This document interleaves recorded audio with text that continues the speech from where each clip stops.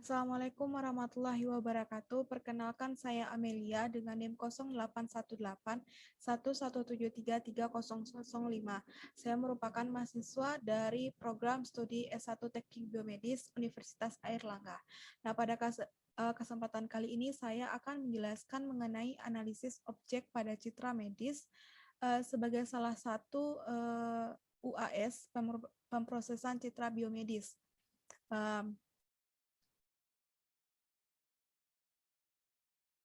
Nah, sebelum melanjutkan ke pembahasan mengenai topik, di sini saya akan menjelaskan terlebih dahulu tentang Universitas Airlangga. Nah, Universitas Airlangga ini merupakan salah satu universitas negeri Indonesia yang terletak di Surabaya, Jawa Timur. Nah, universitas ini memiliki 3 lokasi kampus, yaitu ada kampus A, kampus B, dan kampus C, di mana pada kampus tersebut tersebar 15 fakultas dan 1 sekolah pasca sarjana. Nah, di mana salah satu fakultas dari yang 15 tersebut, Fakultas Sains dan Teknologi merupakan fakultas di mana saya menempuh pendidikan S1 program studi S1 Teknik Biomedis. Nah, pada fakultas ini terletaknya di kampus C Universitas Airlangga, dan fakultas ini terdiri dari 8 program studi. Di antaranya yaitu prodi matematika, ada biologi, ada kimia, statistika, fisika, sistem informasi, teknik biomedis, dan teknik lingkungan. Teknik biomedis sendiri itu merupakan program studi yang saya pilih, di mana teknik ini merupakan cabang ilmu yang menggabungkan prinsip teknik yang ada di prinsip teknik yang diaplikasikan pada bidang medis.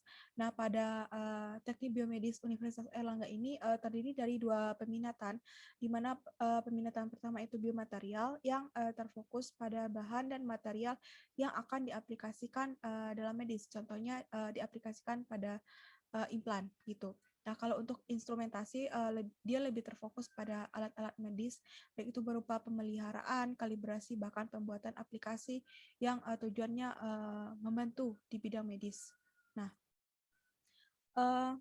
baiklah, pada video kali ini saya akan menjelaskan tentang bagaimana gambar atau citra di dalam dunia medis dapat dianalisis.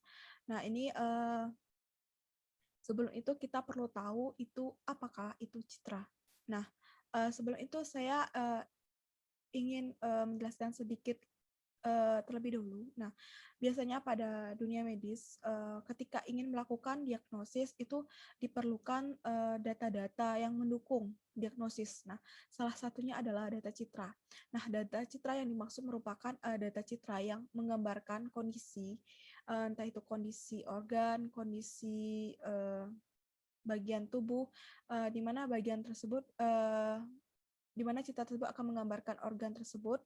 Nanti dengan melihat organ tersebut, kemudian dapat dilakukan diagnosis sebagai awal untuk tindak lanjut seperti itu. Kemudian untuk citra itu sendiri sebenarnya ada 2 jenis, di mana citra analog dan citra digital. Nah, citra analog itu merupakan citra yang kontinu yang tidak dapat diolah atau tidak dapat diproses dengan menggunakan komputer.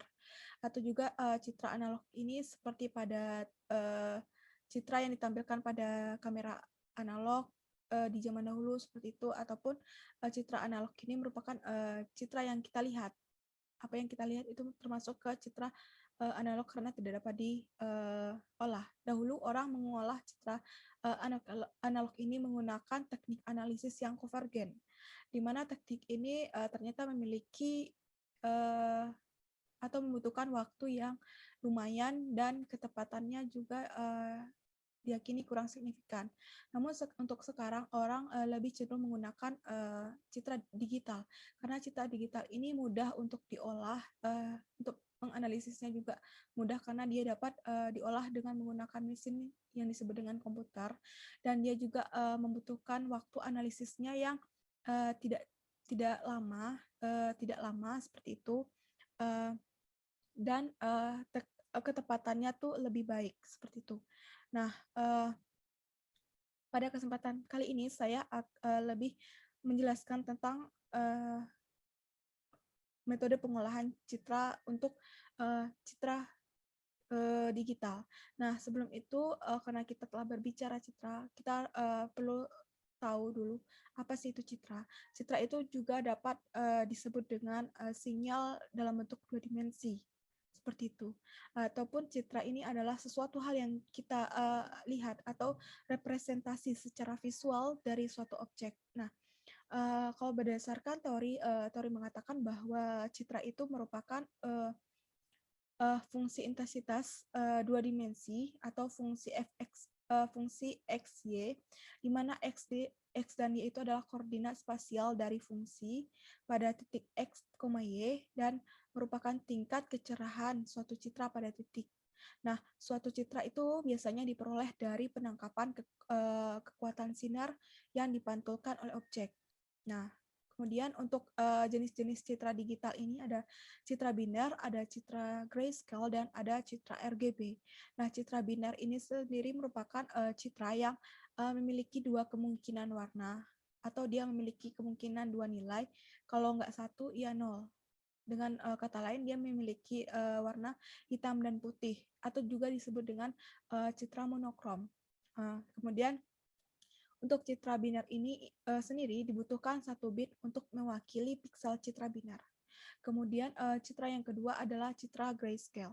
Nah, untuk citra grayscale ini memiliki satu nilai kanal di setiap pikselnya, di mana citra ini terdiri dari RGB. RGB ini adalah red, green, dan blue dengan nilai yang sama. Jadi dia itu akan terlihat seperti abu-abu, seperti yang kita lihat.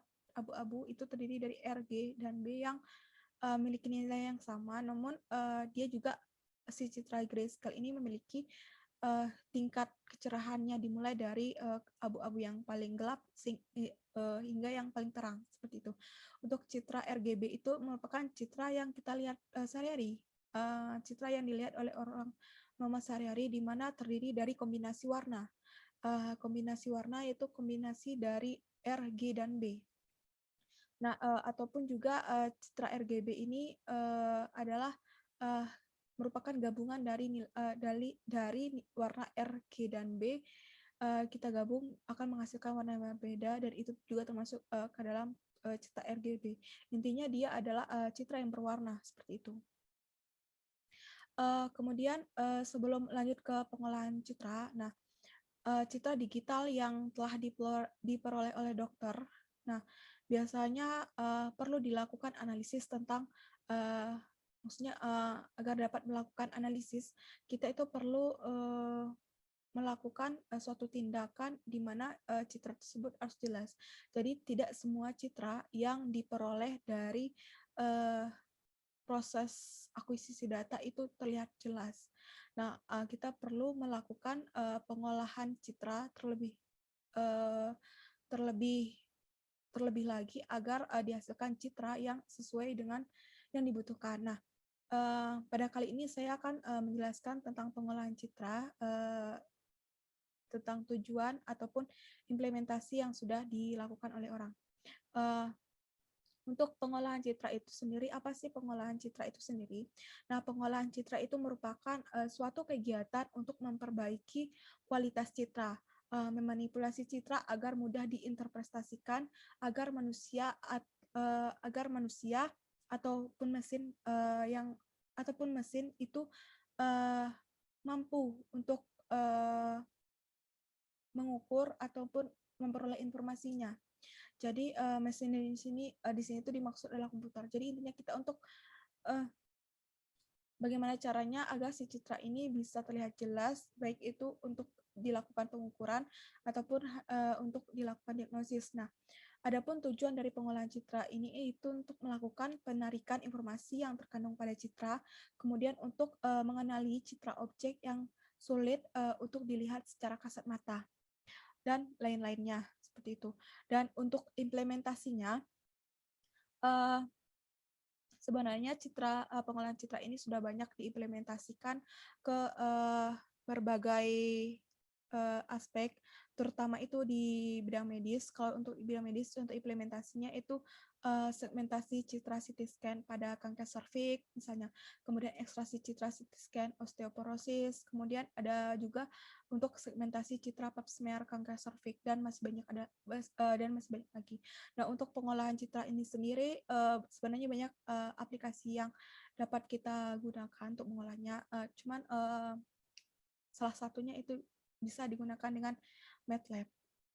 Nah, kemudian saya lanjut dengan metode pengolahan citra.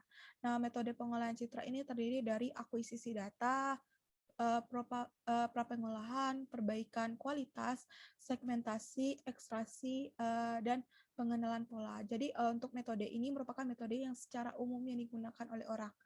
Nah, untuk metode ini tidak mesti harus diikuti dari awal itu akuisisi sampai pengenalan pola, itu tidak dikembalikan kepada kebutuhan ataupun tujuan yang diinginkan atau citra seperti apa yang diinginkan. Di beberapa kasus kadang ada yang menggunakan metode perbaikan kualitas dan segmentasi saja. Jadi intinya tidak harus semuanya menggunakan metode pengolah ini. Namun di sini saya akan menjelaskan secara umumnya. Nah, untuk yang pertama ada akuisisi data. Nah, akuisisi data ini merupakan suatu proses yang dilakukan dengan tujuan untuk mengambil data, atau juga kita disebut dengan cara mengambil data dari data atau merubah data dari yang analog ke digital. Seperti analog yang saya sampaikan tadi, kayak objek yang kita lihat itu termasukkan citra digital. Jadi kita perlu melakukan digitalisasi citra agar si citra ini dapat diolah seperti itu. Nah, kalau untuk bidang medis itu akuisisi datanya itu bisa digunakan beberapa bantuan seperti USG yang memanfaatkan ultrasonik dalam alatnya, di mana ini USG umum digunakan untuk melihat kondisi janin. Kemudian ada CT scan, bisa digunakan untuk mendeteksi atau mempresentasi gambar otak, ataupun MRI juga bisa digunakan otak ataupun untuk tulang ataupun bagian tubuh lainnya gitu. Atau juga akuisisi ini bisa juga tidak digunakan karena kita menggunakan data yang sudah ada. Jadi dikembalikan lagi seperti apa, atau dikembalikan lagi dengan kasus yang kita punya. Kemudian yang kedua adalah prapengolahan.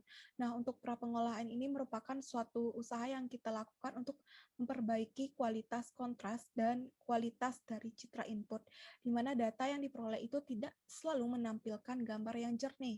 Jadi, untuk prapengolahan tersebut, hal-hal yang bisa kita lakukan, misalnya seperti mengonversi citra menjadi grayscale, kemudian menjadi formatnya ada efek negatif atau negatif digital, seperti itu.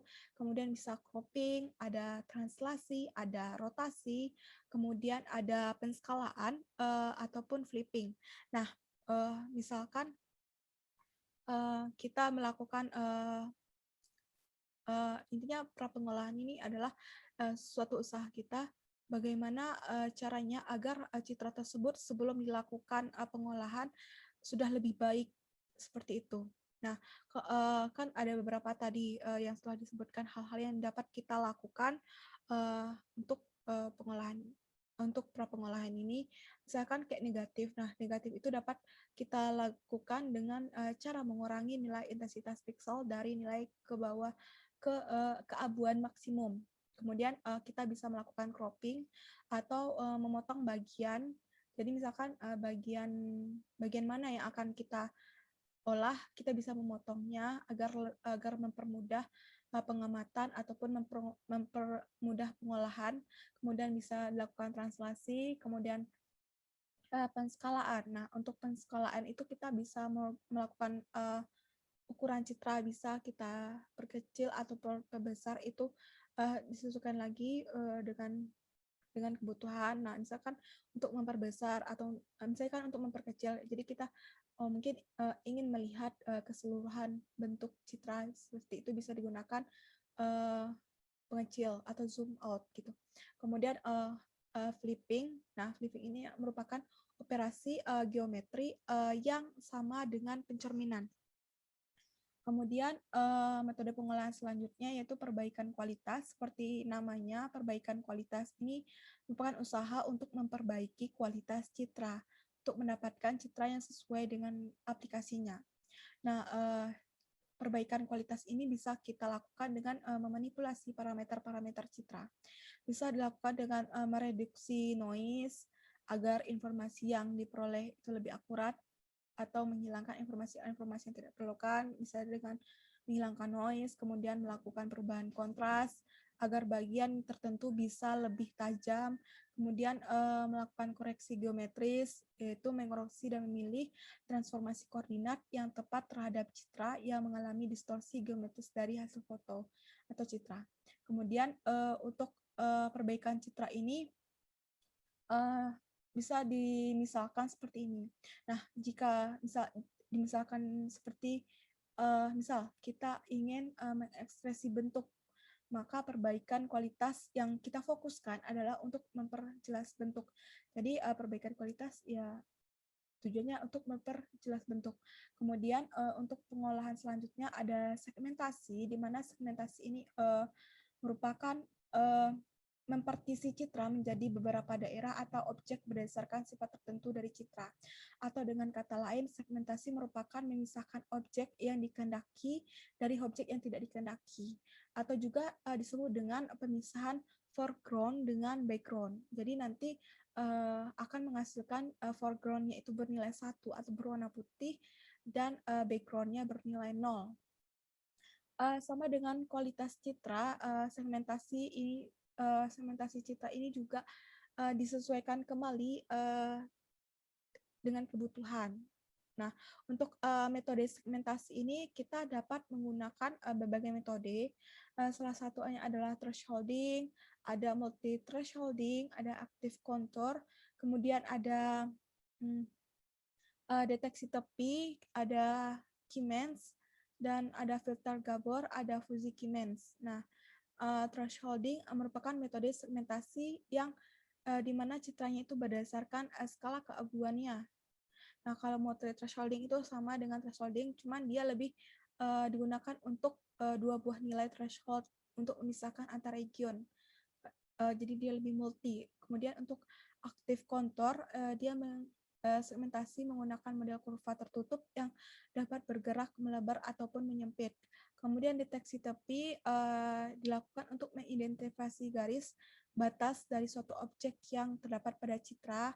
Kemudian kalau Keymenz clustering, dia menggunakan atau berdasarkan pada perbedaan warna. Kemudian Keymenz clustering, dia memperkisi data berdasarkan jarak antara dua masukan dengan pusat cluster terdekat. Dia tuh sebenarnya sama dengan Keymenz clustering, cuman yang dibedakan dia tuh berulang-ulang, dan hasil yang dia berikan akan lebih optimal seperti itu. Kemudian setelah segmentasi bisa lanjutkan dengan ekstraksi. Nah, kalau ekstraksi ini dilakukan untuk mengenali objek dalam citra, maka dibutuhkan parameter yang mencirikan objek. Nah, ciri yang digunakan untuk membedakan itu bisa ciri bentuk, ciri ukuran, ciri geometrik, dan ciri tekstur. Dan juga ciri warna, seperti itu. Nah, kemudian objek yang diekspresi lalu kemudian akan dikelompokkan, misalkan untuk mencirikan ukuran. Nah, suatu objek yang termasuk dalam kelas ukuran besar, maka digunakan parameternya itu luas dan keliling. Nah, untuk metode ekstraksi ini dapat digunakan histogram, ada bisa menggunakan GLCM atau Gray Level Cooccurrence metrik, dan ada ciri bentuk. Nah, kemudian kita lanjut ke pengolahan pola. Nah, pada pengolahan pola itu merupakan metode untuk mencari data yang memiliki kemiripan karakteristik atau kesamaan antara satu data dengan yang lain. Nah, ada dua jenis metode clustering yang dapat digunakan dalam mengelompokkan data, yaitu hierarchical clustering dan non-hierarchical clustering. Nah, untuk metode-metodenya, pengenalan pola ini juga banyak. Di antaranya ada Kinner-Snake-Born, CVM atau Super Vector Machine, dan Decision Tree Navis Bayes. Decision trees dan Navis Bayes. Nah, setelah saya menjelaskan metode pengolahan citra, saya akan melanjutkan ke studi kasus, di mana kasusnya ini untuk citranya ini nanti gunanya untuk mendeteksi tumor otak. Nah, sebelum itu saya akan sedikit menjelaskan tentang tumor otak. Mungkin tumor otak ini merupakan bukan istilah yang asing lagi, cuman saya akan sedikit mereview tentang tumor otak. Nah, tumor otak ini merupakan tumor yang ganas karena pembelahan sel yang tidak normal dan dia ini pembelahannya tidak terkendali, baik dari sel itu sendiri ataupun sel kanker yang terjadi pada organ lain yang kemudian menyerang organ otak. Nah, kemudian tingkat dari tumor otak ini dibagi menjadi 1 hingga 4 tingkat. Nah, biasanya pembagian ini berdasarkan dari perilaku tumornya. Misalkan kecepatan dia dalam tumbuh ataupun kecepatan ataupun cara penyebarannya. Nah, untuk tumor tingkat 1 hingga 2 itu termasuk ke tergolong jinak. Jadi dia tidak akan berpotensi menjadi kanker atau tidak berpotensi menjadi ganas. Kemudian untuk 3 dan 4 itu dia lebih merupakan tumor ganas dan dia berpotensi menjadi kanker. Nah, kalau dia terletak di otak, dia sangat berpotensi kanker otak. Nah, kemudian lanjutnya ada akuisisi data. Akuisisi data ini merupakan seperti yang dijelaskan sebelumnya, merupakan proses kita mengambil data. Nah, untuk di sini data yang digunakan adalah data yang akan diambil adalah data bagian otak dengan menggunakan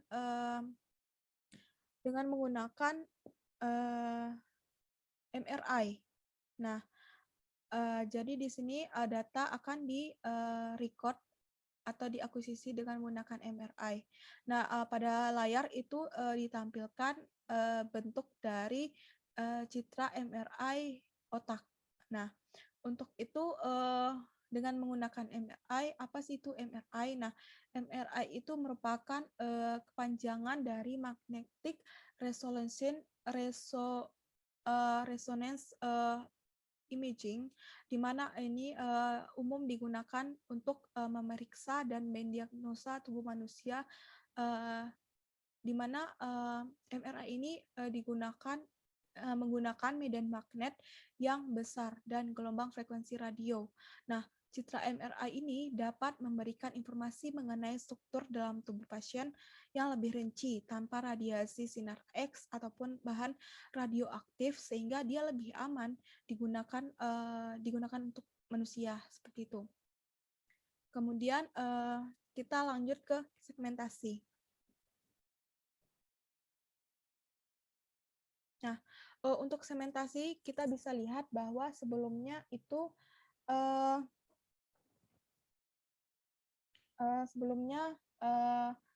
kita dapat lihat setelah akuisisi data ini langsung ke segmentasi. Nah, ini membuktikan bahwa untuk kasus deteksi tumor otak dia tidak memerlukan pra pengolahan. Jadi dia langsung ke segmentasi.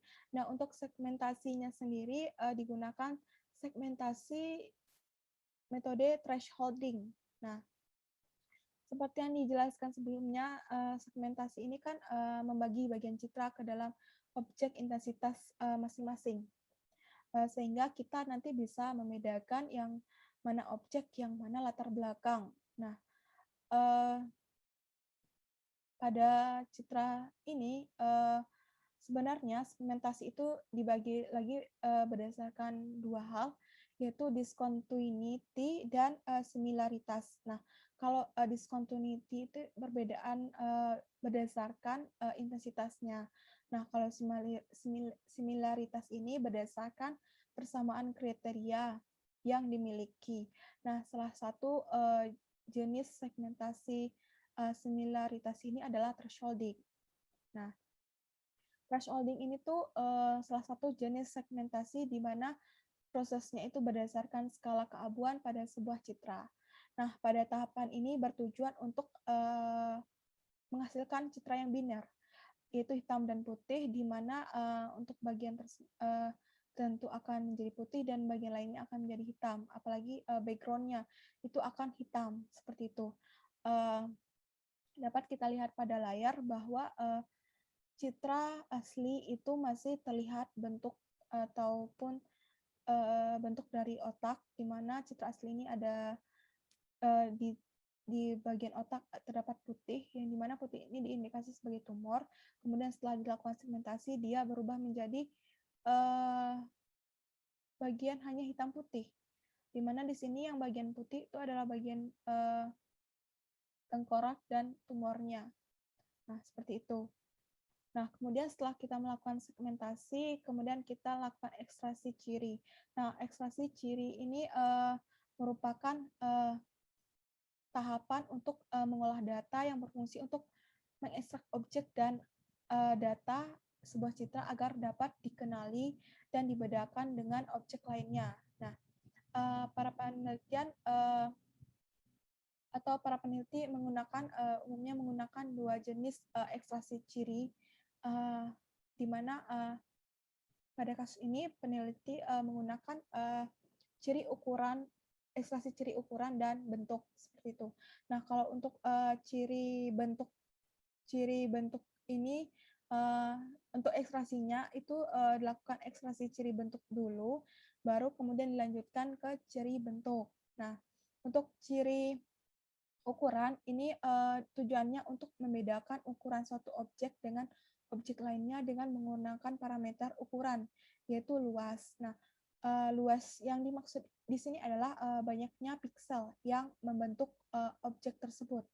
Kemudian untuk ekstraksi ciri bentuk, dia itu membedakan objek dengan objek yang lainnya dengan menggunakan parameter eccentricity. Jadi eccentricity ini nanti ada rumus seperti itu. Nah, di mana rumusnya ini akan dijadikan sebagai parameter dalam mengekstraksi ciri bentuk. Nah, jika perhitungan eccentricity-nya itu mendekati 1, maka dia akan diindikasi bentuknya itu garis lurus. Nah, jika dia mendekati 0, maka akan diindikasi bahwa bentuknya itu adalah bulat. Nah, seperti itu. Nah, untuk rumus eccentricity ini merupakan perbandingan antara objek Foley ellipse minor dengan Foley ellipse mayor, suatu objek di mana dia seperti yang telah sebutkan tadi, dia pasti memiliki rentang dari 0 hingga 1. Kemudian setelah melakukan ekstraksi ciri, kita dapat melakukan operasi morfologi. Nah, apa sih fungsi dari operasi morfologi ini? Nah, operasi morfologi ini digunakan untuk melakukan pengisian dari hasil ekstraksi ciri bentuk. Nah, dapat kita lihat bahwa ekstraksi ciri bentuk di sini dia itu dari ciri bentuk kan dia sedikit memiliki rongga di bagian tengah. Kemudian dengan operasi morfologi itu bisa mengisi bagian tengah tumor dengan prinsipnya yaitu berpatokan pada nilai di sampingnya. Nah, nilai di sampingnya di sekitarnya kan adalah putih atau bernilai 1, maka dia akan juga bernilai 1. Nah, operasi morfologi ini lebih tepatnya menggunakan filling holes seperti itu. Kemudian setelah melakukan operasi morfologi untuk menguji validitas dari proses yang kita lakukan, kita dapat melakukan menghitung MSE dan PNSR, di mana untuk menghitung ini dapat digunakan rumus yang tertera dengan ketentuan yang ada. Setelah kita melakukan MSE, kita dapat melanjutkan perhitungan PNSR. Nah, kemudian perhitungan ini jika menghasilkan MSE yang semakin kecil, itu berarti kualitas dari citra kita itu atau proses kita itu lebih baik, dan diiringi dengan PNSR yang besar. Jadi kalau MSE-nya kecil dan PNSR-nya besar, itu menunjukkan bahwa operasi dari segmentasi, ekstraksi ciri, dan morfologi itu semakin baik kualitasnya, seperti itu. Nah, ini merupakan bentuk atau gambar kesimpulan dari proses yang ada, di mana awalnya kita menggunakan citra asli MRI, di mana pada citra asli menampilkan bentuk otak dan terdapat titik putih yang diindikasi itu sebagai tumor. Kemudian dilakukan thresholding atau segmentasi untuk memperjelas bagian yang diindikasi sebagai tumor, kemudian lanjut ke ekstraksi ciri ukuran, kemudian lanjut ke ekstraksi ciri bentuk untuk mendeteksi bentuknya, kemudian langsung karena ekstraksi ciri bentuk masih ada kekurangan di mana di bagian tengahnya terdapat kekosongan, maka diperlukan operasi morfologi yaitu menggunakan filling holes. Nah, ini merupakan proses dari deteksi tumor otak. Nah, di sini dapat kita ketahui bahwa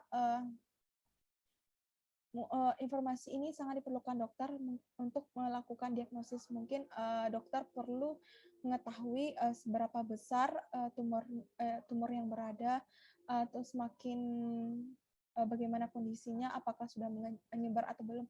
Intinya untuk mengetahui bagaimana ukurannya dan serta bentuk yang ada di otak untuk kemudian dilakukan diagnosis.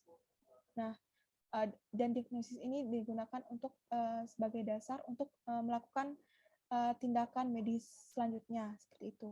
Nah, untuk penjelasan kali ini mungkin hanya itu yang dapat saya sampaikan, di mana saya menyampaikan metode-metode pengolahan citra secara umum dari akuisisi data hingga ke pembentukan pola, di mana semua metode tersebut tidak mesti harus dilakukan semuanya, dikembalikan lagi ke fungsi ataupun tujuan yang ingin dicapai. Seperti kasus pada deteksi tumor, dia hanya menggunakan akuisisi data, segmentasi, ekstraksi, serta pendukung lainnya seperti operasi morfologi dan menghitung MSE dan PSNR. Nah, mungkin ada beberapa lagi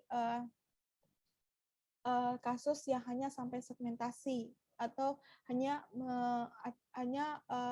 menggunakan pra pengolahan dan segmentasi.